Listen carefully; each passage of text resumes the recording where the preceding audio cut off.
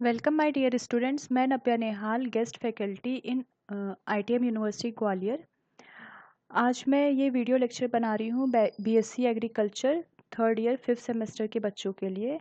Course code है biochem BT 311 और course का टाइटल है principles of food science and nutrition. Unit 2 के आज मैं प्रोटीन्स को कवर करूँगी।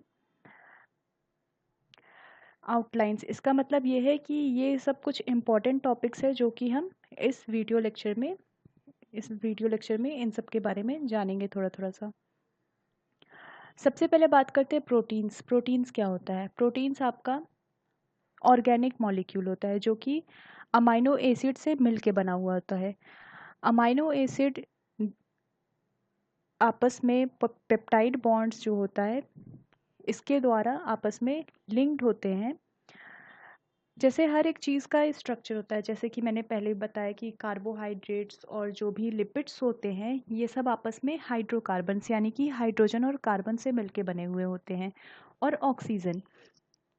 उसी तरह जो प्रोटीन होता है, प्रोटीन्स आपका कार्बन, हाइड्रोजन, ऑक्सीजन, नाइट्रोजन और कुछ कुछ ऐसे प्रोटीन्स होते हैं जिसमें कि सल्फर भी होता है।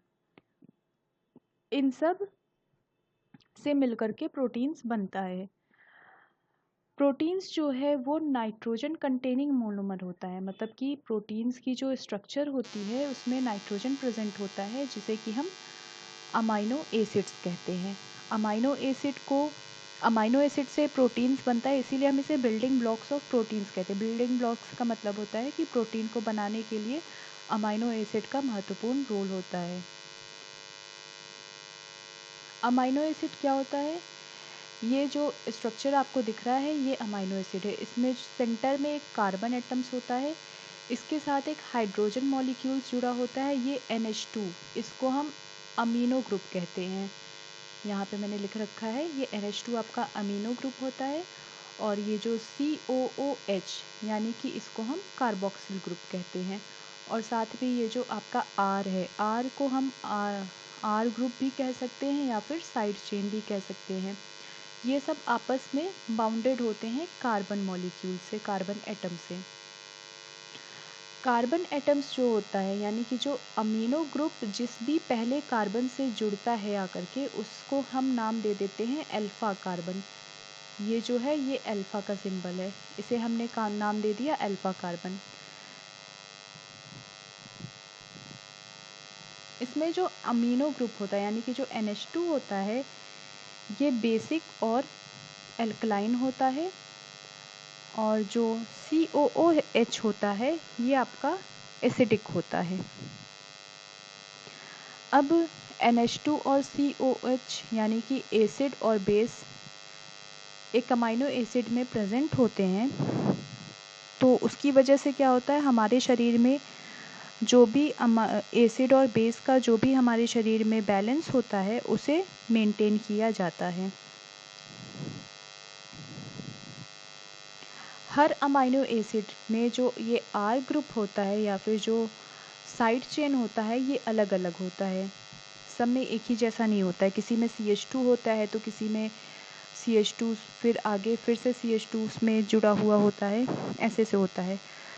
तो जो अमाइनो एसिड्स होते हैं वो कुछ कुछ तो बहुत ही इतने इजी होते हैं, इतने आसान होते हैं कि जहाँ पे R जो है वो आपका हाइड्रोजन एटम भी हो सकता है, या फिर कुछ कुछ इतने ज़्यादा मुश्किल होते हैं जहाँ पे 3-4 एटम्स एक साथ आकर के मिल जाते हैं। आपके यहाँ पे जो R एटम्स हैं यहाँ पे। अब हम बात करते हैं कि आपस में जुड़ते किससे हैं। तो एक होता है कोवेलेंट बॉन्ड जो कि इन्हें आपस में जोड़ करके रखता है। अमाइनो एसिड जो है ये होता है आपका कलरलेस यानी कि रंगहीन होता है, इसमें कोई रंग नहीं होता है।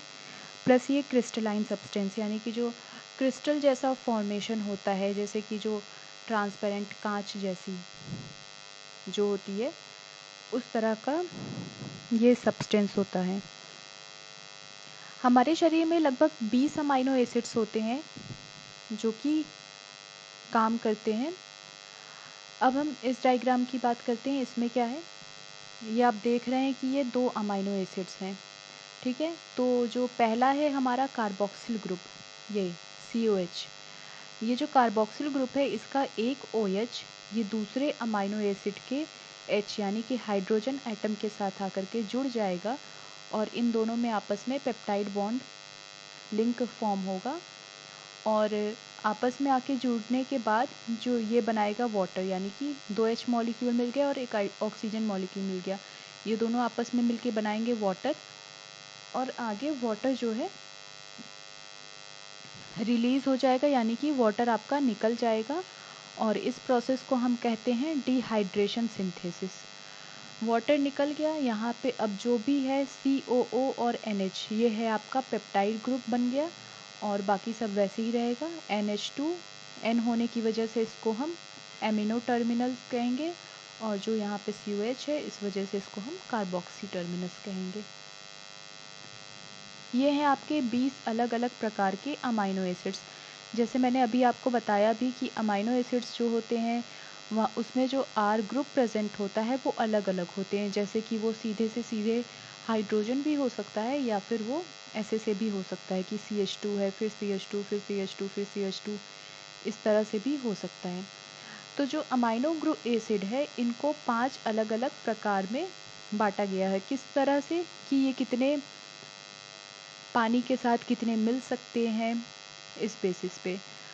तो पहला है आपका non polar aliphatic R group. Non polar का मतलब हुआ कि ये इन्हें पानी पसंद नहीं है, मतलब कि इन्हें हम हाइड्रोफोबिक भी कह सकते हैं या फिर इन्हें हम वाटर हेटिंग कह सकते हैं। तो इसे याद करने के लिए आप पहला हो गया आपका ग्लाइसिन, दूसरा है एलेनिन, तीसरा वेलिन, फोर्थ है आपका ल्यूसीन, पांचवा मिथ्योनिन, छठा है आइसोल्यूसिन। तो इसको हम गैबलिम यानी कि G पहला ले लिया, A दूसरा, V से वेलिन, L से ल्यूसीन, I से आइसोल्यूसिन और M से मिथ्योनिन, इसे हम गैबलिम भी कह सकते हैं। जो दूसरा है हमारा वो है polar uncharged R groups. Polar का मतलब इसे पानी पसंद है, जिसे कि हम हाइड्रोफिलिक यानी कि वाटर लविंग भी कहते हैं। तो इसमें भी 6 अमाइनो एसिड आते हैं आपके। पहला है serine, threonine, cysteine, proline, asparagine और ग्लूटामीन। जो तीसरा है ये चार्ज के बेसिस पे इसे डिवाइड किया गया, यानी कि इसका जो R ग्रुप है ये प्लस चार्ज होता है, जैसे कि आप यहाँ पे देख रहे हैं प्लस चार्ज है, इस पे प्लस चार्ज है, यहाँ पे भी प्लस चार्ज है। तो ये चार्ज के बेसिस पे इसे डिवाइड किया गया है। इसमें पहला है आपका लाइसीन, दूसरा है आर्जिनिन और तीसरा है हिस्टडीन। जो नेगेटिवली चार्ज्ड R ग्रुप्स होते हैं, मतलब कि इसको भी चार्ज के बेसिस पे किया गया है, लेकिन नेगेटिव का मतलब माइनस। तो इस पे देखिए माइनस का चार्ज लगा, इस पे भी माइनस का चार्ज लगा है। तो ऐसे सिर्फ 2 अमाइनो एसिड होते हैं जिस पे माइनस के चार्ज लगे होते हैं, एस्पारेटेट और ग्लूटामेट। पांचवा है हमारा non polar aromatic R group. Aromatic का मतलब बेंजीन रिंग। बेंजीन का मतलब 6 ऐसे ऐसे रिंग आपस में मिलकर के बनाते हैं बेंजीन रिंग। तो ऐसे बेंजीन रिंग वाले आपके सिर्फ 3 अमाइनो एसिड्स होते हैं और ये होते हैं नॉन पोलर, यानी कि इन्हें पानी पसंद नहीं होता है। तो इसमें है पहला आपका फिनाइल एलेनिन, दूसरा है टायरोसिन और तीसरा है ट्रिप्टोफान। सिर्फ ये 3 ऐसे अमाइनो एसिड होते हैं जो कि अल्ट्रा वायलेट यानी कि जो सनलाइट से UV रेज निकलती हैं ये उसे एब्जॉर्ब करते हैं। अब हम बात करते हैं कि प्रोटीन का स्ट्रक्चर कैसे होता है। तो प्रोटीन के स्ट्रक्चर के 4 अलग अलग स्टेप्स हैं और फिर एंड में आपका प्रोटीन बनता है। तो पहला स्टेप है प्राइमरी स्ट्रक्चर, दूसरा स्टेप है आपका सेकेंडरी स्ट्रक्चर, तीसरा है टर्शरी स्ट्रक्चर और चौथा है आपका क्वाटरनरी स्ट्रक्चर। तो यहाँ पे मैं थोड़ा सा बताना चाहूँगी इन सब के बारे में। जो आपका प्राइमरी स्ट्रक्चर होता है इसमें आप देख रहे हैं कि ये सारे अमाइनो एसिड्स हैं, ये सारे अमाइनो एसिड्स आपस में पेप्टाइड बॉन्ड से लिंक हैं और ये सब मिल करके इसे बनाते हैं पॉलीपेप्टाइड्स। तो ये जो लंबी सी चेन हमें दिख रही है लीनियर चेन, इसे हम पॉलीपेप्टाइड कहते हैं। जो सेकेंडरी स्ट्रक्चर है इसमें आपका 2 पार्ट में सेकेंडरी स्ट्रक्चर डिवाइड हो जाता है। विभाजित होता है दो प्रकार में। पहला होता है आपका बीटा प्लीटेड शीट और दूसरा होता है आपका अल्फा हेलिक्स। जो अल्फा हेलिक्स होता है इसको अगर हम आगे फिर से डिवाइड करते हैं तो ये दो तरीके से होता है। पहले तो जो इसकी ऐसे जो घुमावदार है वो है आपका लेफ्ट हैंडेड हेलिक्स कहलाता है, और जो दूसरा होता है आपका वो कहलाता है राइट हैंडेड हेलिक्स। जो दूसरा है हमारा बीटा प्लीटेड शीट, ये भी दो प्रकार के होते हैं, पैरेलल बीटा प्लीटेड शीट और anti parallel beta pleated sheet.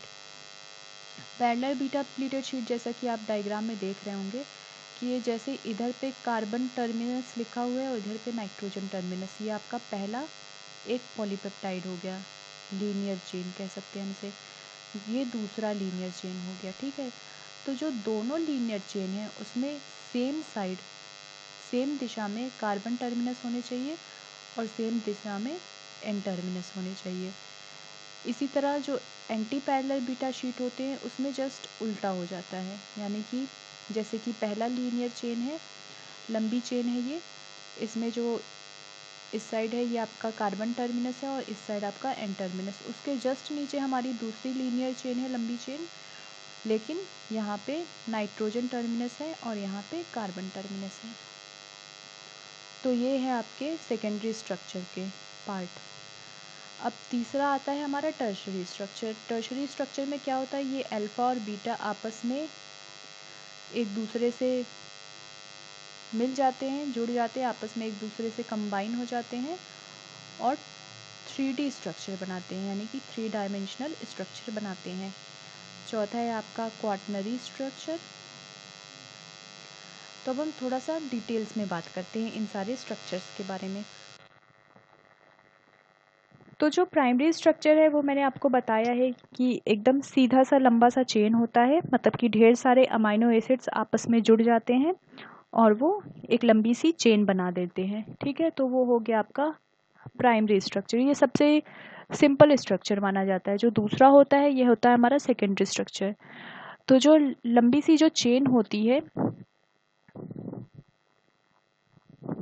इसमें क्या होता है, जो भी फोल्ड का मतलब मुड़ना, जो भी अनफोल्डेड मतलब जो भी बिना मुड़े हुए प्रोटीन के स्ट्रक्चर होते हैं वो आपस में हेलिकल शेप बनाते हैं। हेलिकल शेप क्या होता है, ये जैसे ये आपका जिगजैग टाइप है, ये है आपका हेलिकल शेप, इसे हम कहते हैं।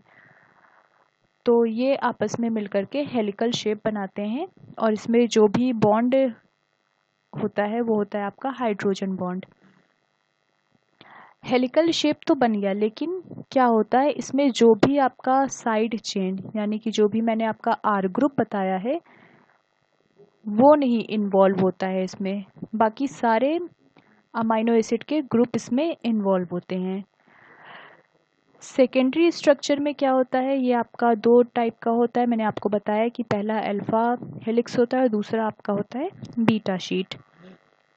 तो जो अल्फा हेलिक्स होता है ये आपका रॉड की तरह होता है, ये आपस में बहुत ही टाइटली मुड़े हुए होते हैं, मतलब पॉलीपेप्टाइड चेन से। पॉलीपेप्टाइड चेन इसकी जो होती है आपस में काफ़ी मुड़ावदार होती है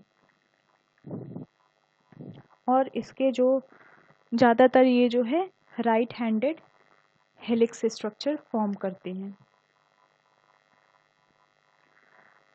दूसरा होता है आपका beta pleated sheet.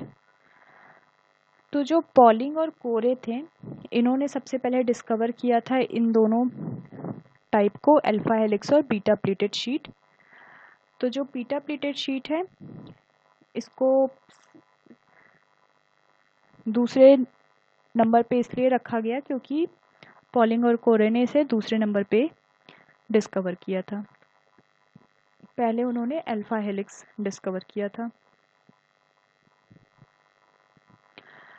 Beta pleated sheet दो तरीके के होते हैं, पैरेलल बीटा शीट और दूसरा है आपका एंटी पैरेलल बीटा शीट। ये है आपका टर्शरी और क्वाटरनरी स्ट्रक्चर।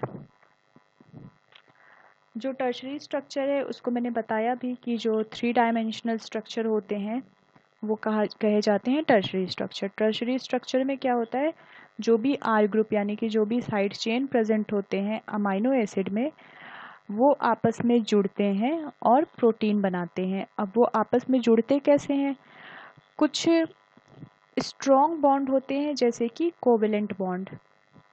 कोवेलेंट बॉन्ड में भी डाइसल्फाइड बॉन्ड, इसे हम बहुत ही स्ट्रॉन्ग यानी कि मजबूत बॉन्ड कह सकते हैं। और जो दूसरा होता है वो होता है आपका नॉन कोवेलेंट बॉन्ड, यानी कि ये आपका वीक बॉन्ड होता है, कमज़ोर बॉन्ड होता है कि बहुत ही जल्दी टूट जाता है। तो वीक बॉन्ड में आते हैं आपके hydrogen bond, ionic bond, dipole dipole interaction और लंडन डिस्पर्जन फोर्स। अब जैसे कि आपके बहुत से ऐसे अमाइनो एसिड्स हैं जिनका आर ग्रुप यानी कि जिनका जो साइड चेन है वो पोलर होता है, कुछ आपका नॉन पोलर होता है। जैसा कि हम सबको पता है कि जो भी जैसे प्लस माइनस साइन होता है तो वो आपस में इंटरेक्ट करते हैं, आपस में एक दूसरे की तरफ आकर्षित होते हैं। लेकिन जो आपका सेम साइन होता है जैसे कि प्लस प्लस या फिर माइनस माइनस, तो वो एक दूसरे से दूर भागते हैं।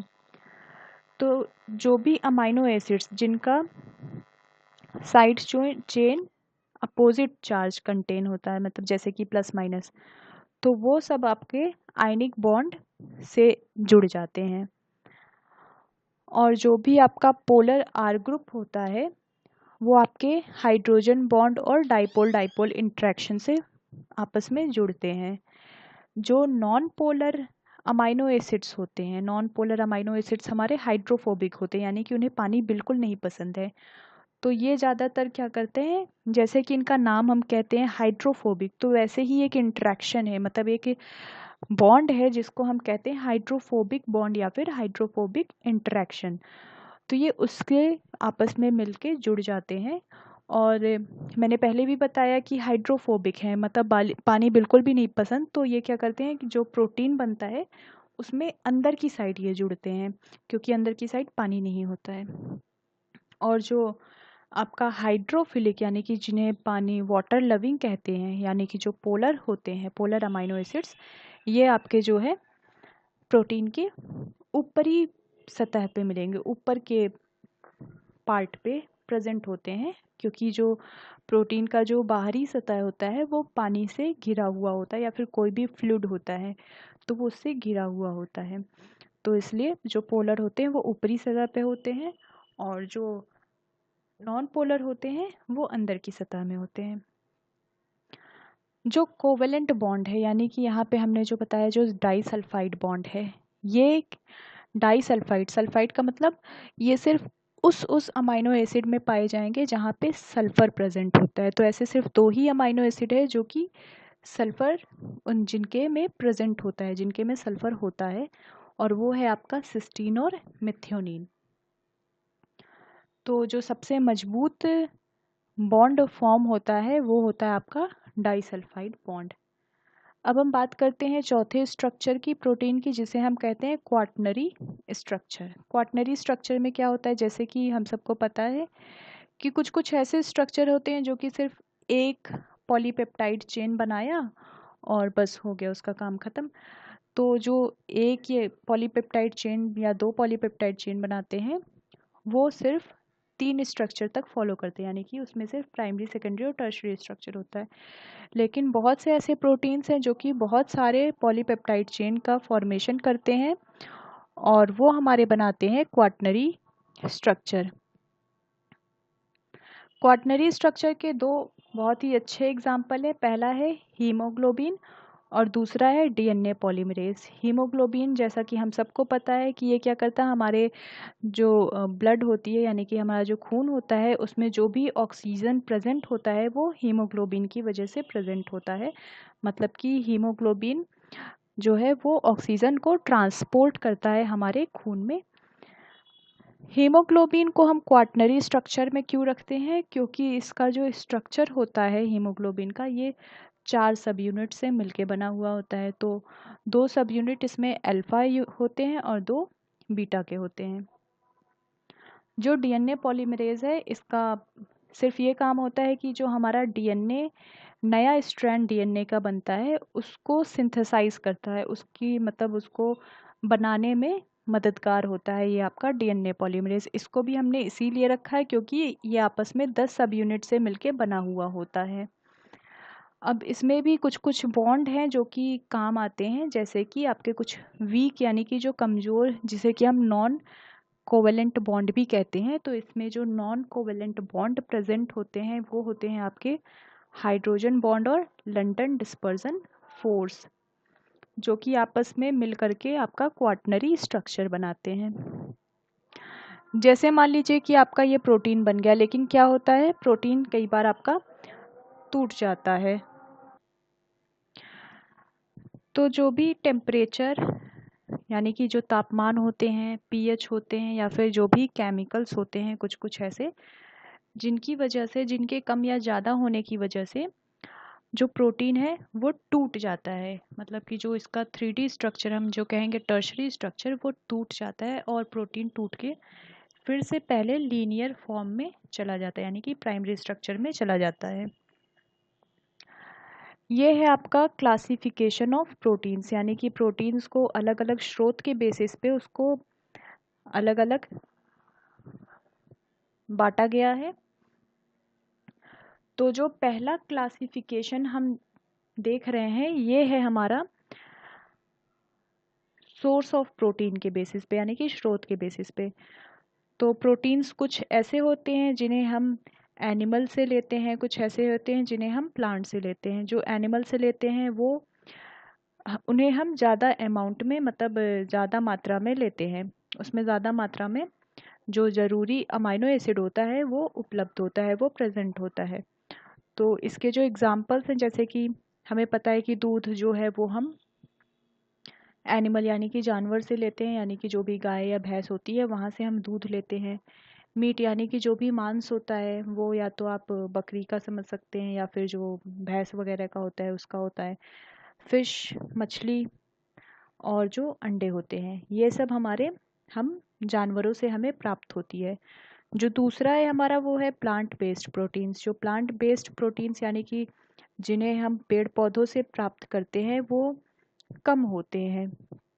जैसे कि जो भी चावल हुआ या जो भी हमारा दाल वगैरह हुआ या सोयाबीन, ग्राउंड नट्स यानी कि मूंगफली, ये सब हमारे पौधे के स्रोत हैं जो कि हमें प्रोटीन्स इनमें पाए जाते हैं। दूसरा है जो कि प्रोटीन के शेप पे डिपेंड होता है, यानी कि प्रोटीन कैसे दिखने में है। तो एक है ग्लोब्यूलर यानी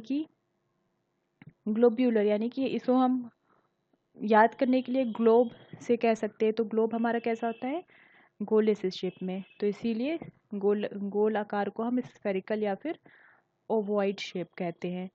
और वैसा कौन सा प्रोटीन दिखता है, तो जो भी हमारे खून में जो प्रोटीन होते हैं, पाए जाते हैं, या फिर जो हीमोग्लोबिन में पाए जाते हैं, वो सब हमारे जो है ग्लोब्यूलर में आते हैं। दूसरा है हमारा फिब्रस और फिब्रिलर प्रोटीन्स। जो फिब्रस होता है ये आपका रिबन जैसा होता है। जैसे हमारा जो रबड़ बैंड यानी कि जो रबड़ होता है उसका क्या होता है, रबड़ बैंड की यहाँ मैं बात कर रही हूँ। तो उसमें क्या होता है कि उसको हम किसी चीज़ में बांधते हैं, उसके बाद जब हम खोलते हैं तो फिर से अपने नॉर्मल शेप में चला जाता है। तो फिब्रस प्रोटीन्स जो हैं वो बिल्कुल ऐसे ही होते हैं। जैसे कि एक इलास्टिक होता है, हम फैला रहे हैं, फैलता है लेकिन वो टूटता नहीं है, और जैसे हमने इलास्टिक को फैलाना बंद किया वो वापस से सिकुड़ जाता है। तो इसके जो एग्जाम्पल्स हैं कोलेजन, इलास्टिन्स, केराटिन और फिब्रोइन, तो ये सब ऐसे ही हैं। जो कोलेजन है ये हमारे शरीर का बहुत ही महत्वपूर्ण पार्ट है, यानी कि जो भी हमारे शरीर में बोन्स यानी जो भी हड्डियां होती हैं वो कोलेजन की बनी हुई होती हैं, उसमें कोलेजन पाया जाता है। और जो ह्यूमन बीइंग है उसमें लगभग आधे से ज़्यादा जो प्रोटीन पाई जाती है वो होती है कोलेजन। इलास्टिन्स जो भी हमारे ब्लड वेसल्स यानी कि जिसे हम नस कहते हैं, जो भी हमारे नस होती है वो हमारी इलास्टिन की बनी हुई होती है। केराटिन, केराटिन में हमारे जो भी आते हैं, जो जानवरों की जो सींग होती है या फिर जो हमारी स्किन, त्वचा होती है, बाल यानी कि हेयर, फेदर्स, जो भी बर्ड्स में जो भी चिड़ियों के जो पंख होते हैं, और नाखून, इन सब में केराटिन प्रोटीन प्रेजेंट होता है। फिब्रोइन क्या होता है, जो सिल्क होता है उसमें फिब्रोइन प्रेजेंट होता है आपका। जो तीसरा है वो है कॉम्पोजिशन ऑफ और सॉल्युबिलिटी, मतलब कि किस किस चीज़ को मिलके बना हुआ है और किस किस चीज़ में सॉल्युबल है, जैसे कि किस में घुलनसार है, सॉल्युबिलिटी का मतलब किस में घुल सकता है प्रोटीन, तो उसके बेसिस पे इसे डिवाइड किया गया है। तो इसको आगे भी दो प्रकार में डिवाइड किया है, पहला है सिंपल और दूसरा है आपका कॉन्जुगेटेड। जो सिंपल होते हैं ये सिर्फ और सिर्फ अमाइनो एसिड के बने हुए होते हैं, लेकिन जो कॉन्जुगेटेड प्रोटीन्स होते हैं ये अमाइनो एसिड के अलावा और भी कुछ कुछ अलग होते हैं, अलग चीज़ों से बने हुए होते हैं। तो जो अमाइनो एसिड से बने हुए होते हैं उन्हें हम सिंपल प्रोटीन कहते हैं, और उन्हें फिर आगे और भी अलग अलग प्रकार में बांटा गया है, सिर्फ और सिर्फ उनके कॉम्पोजिशन के बेसिस पे। तो पहला है हमारा प्रोस्ट अमीन्स, दूसरा है हमारा एल्ब्यूमिन्स। एल्ब्यूमिन्स हम सबको पता है कि जो भी अंडे में जो सफ़ेद पार्ट होता है, जो सफ़ेद सफ़ेद सा दिखता है, जैसे अंडे को अगर हम फोड़ते हैं तो उसमें दो तरीके के पार्ट आते हैं। पहला सफ़ेद सफ़ेद होता है लिक्विड सा, और दूसरा होता है बीच में जो कि पीला पीला सा होता है। जो पीला वाला पार्ट होता है उसे हम एग यॉक कहते हैं, और जो सफ़ेद पार्ट होता है उसे हम एल्ब्यूमिन कहते हैं। तो अगर एल्ब्यूमिन को आप पानी में डालेंगे तो आप देखेंगे कि वो घुल जाएगा, तो इसे हम कहते हैं कि ये होता है आपका वाटर सॉल्युबल।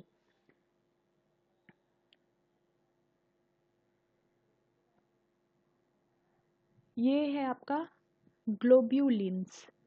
जो ग्लोब्यूलिन्स होते हैं ये भी पानी में घुल जाते हैं, जैसे कि इसमें भी आप अंडे का सफ़ेद वाला पार्ट ले सकते हैं, या फिर जो आपके ऑरेंज होते हैं यानी कि जो संतरा वगैरह होता है ये आपका ग्लोब्यूलिन्स में आता है, ग्लोब्यूलिन प्रोटीन उसमें प्रेजेंट होते हैं।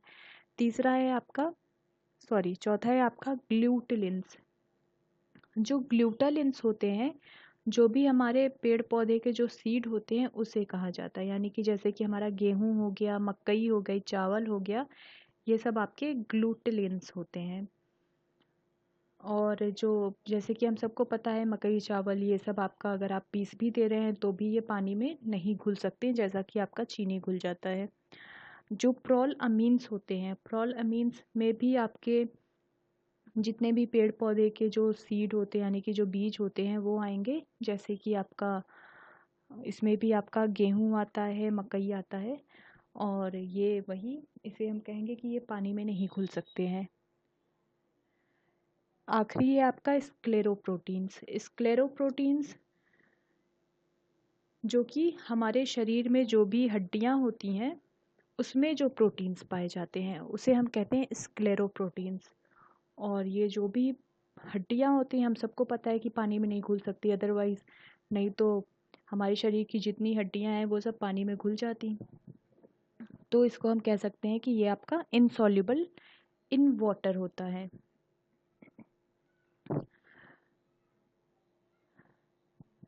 अगला है आपका कॉन्जुगेटेड प्रोटीन्स। तो कॉन्जुगेटेड प्रोटीन्स को मैंने बताया भी कि जो प्रोटीन्स होते हैं वो जो दूसरे अदर नॉन प्रोटीन पोर्शन होते हैं उससे मिलके बंधे होते हैं।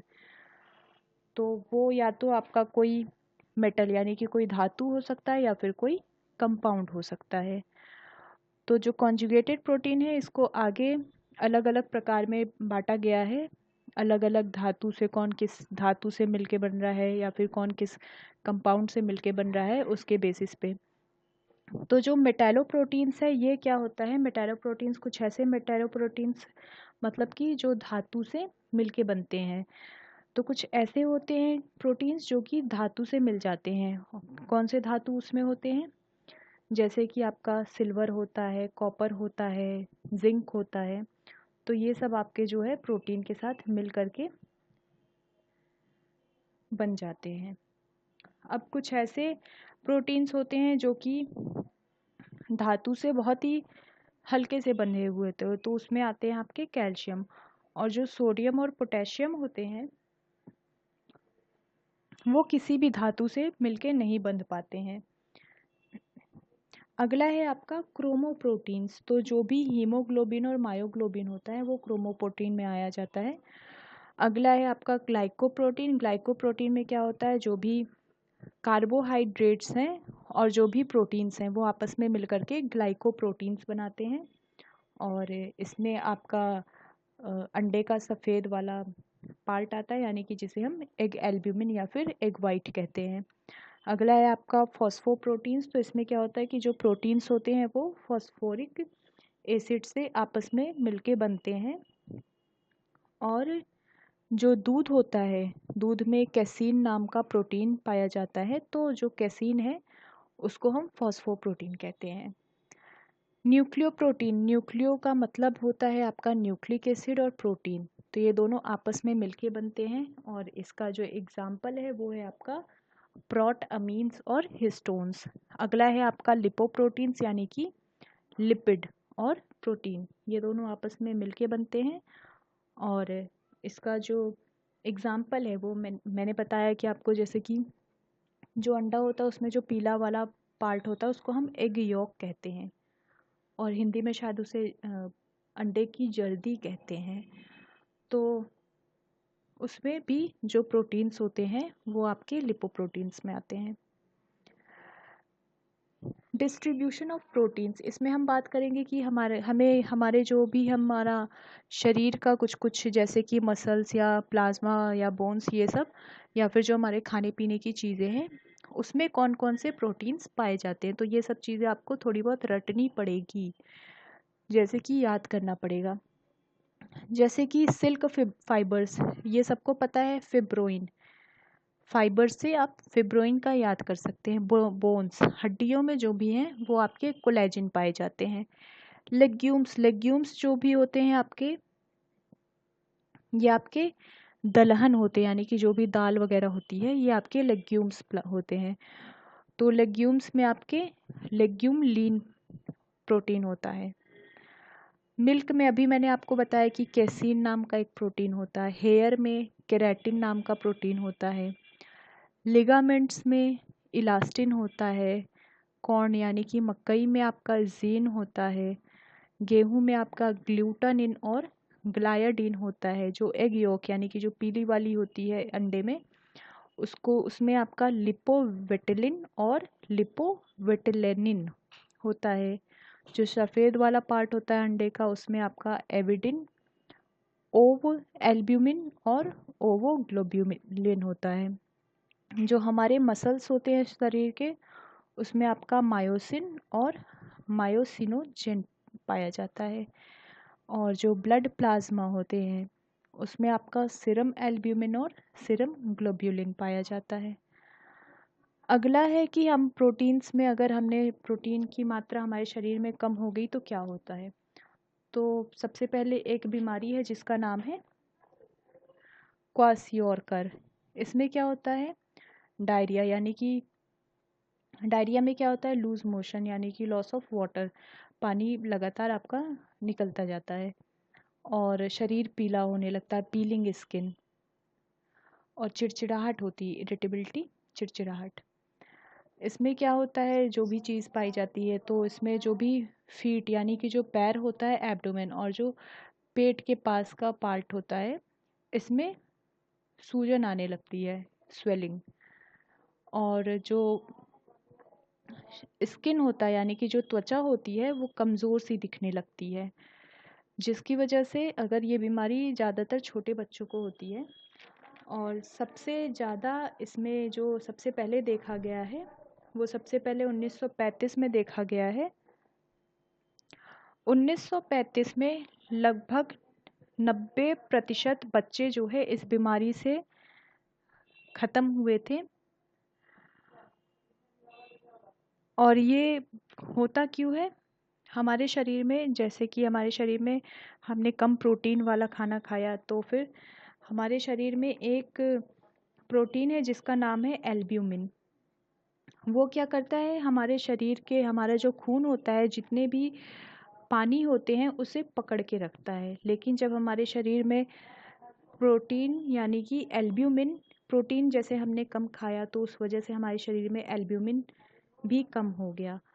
तो जब ये कम हो गया तो इसकी जो पकड़ है पानी पे वो कम हो जाती है, जिसकी वजह से जो पानी है वो ब्लड वेसल्स यानी कि वो खून से बाहर आ जाता है, निकल जाता है और एक जगह जाके इकट्ठा होने लगता है। तो उसी जगह को उसी चीज़ को उसको हम स्वेलिंग कहते हैं यानी कि सूजन कहते हैं। अब दूसरा जो बीमारी है वो है आपका मरासमस। मरासमस में क्या होता है? मरासमस का मतलब ही है स्टारवेशन। इस स्टारवेशन का मतलब है भूखमरी या फिर भूखा होना। तो ये आपका क्या होता है? डायरिया, यानी कि वही इसमें भी बिल्कुल वही चीज़ होती है जो आपके क्वासियोरकर में होती है। और इसका जो एडवर्स इफ़ेक्ट यानी कि इसका जो प्रभाव पड़ता है हमारे शरीर पे, जैसे कि जो शरीर की विकास होती है वो रुक जाती है, जो त्वचा होती है वो ख़राब हो जाती है, और जो भी इंसान जो दिखने लगता है वो मतलब ऐसे पतला दुबला सा कमज़ोर सा दिखने लगता है। तो ये सब आपके होते हैं। अगली बीमारी है आपकी ऑस्टियोजेनेसिस इम्परफेक्टा।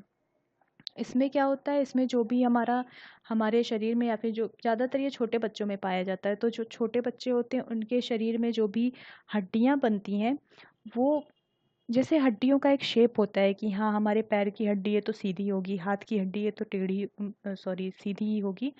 तो इस केस में क्या होता है कि जैसे पैर की हड्डी हुई या हाथ की हड्डी हुई तो वो थोड़ी बहुत टेढ़ी हो जाती है। अगला है आपका एहलर्स डानलस सिंड्रोम। लूज जॉइंट्स मतलब कि जो हमारी केहूनी हुई या फिर जो हमारा घुटना होता है ये सब आपके जॉइंट्स में आते हैं। तो ये जो जॉइंट्स होते हैं ये हल्के हो जाते हैं, कमज़ोर होते हैं। ये पैदा होने के साथ ही ये कमज़ोर होते हैं। अगला है आपका कैचेक्सिया।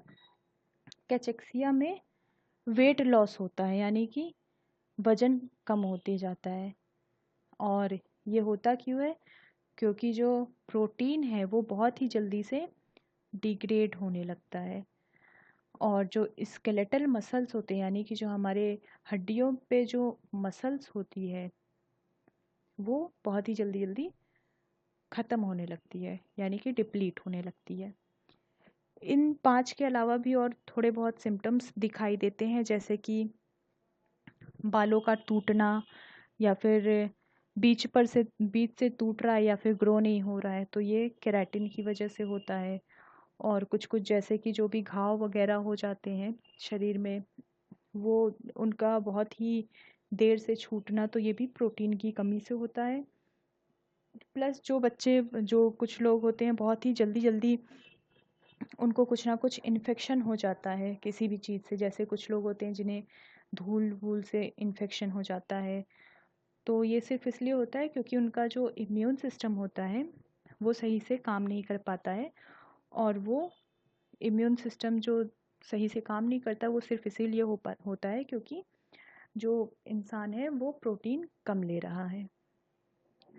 ये एक एक्सरसाइज है और मुझे उम्मीद है कि आप लोग इसे करेंगे। इसमें सिर्फ आपको ये बताना है कि जो भी हम खाना लेते हैं उसमें जो हमारे अमाइनो एसिड्स होते हैं कौन कौन से प्रेजेंट होते हैं। जैसे कि कुछ अमाइनो एसिड्स हैं जैसे कि जो सीरियल्स हैं उसमें आपका लाइसीन नाम का अमाइनो एसिड प्रेजेंट होता है, और जो भी आपके डाइटरी प्रोटीन्स होते हैं जैसे कि मैंने अभी आपको बताया कि मिल्क है तो उसमें कैसीन पाया जाता है।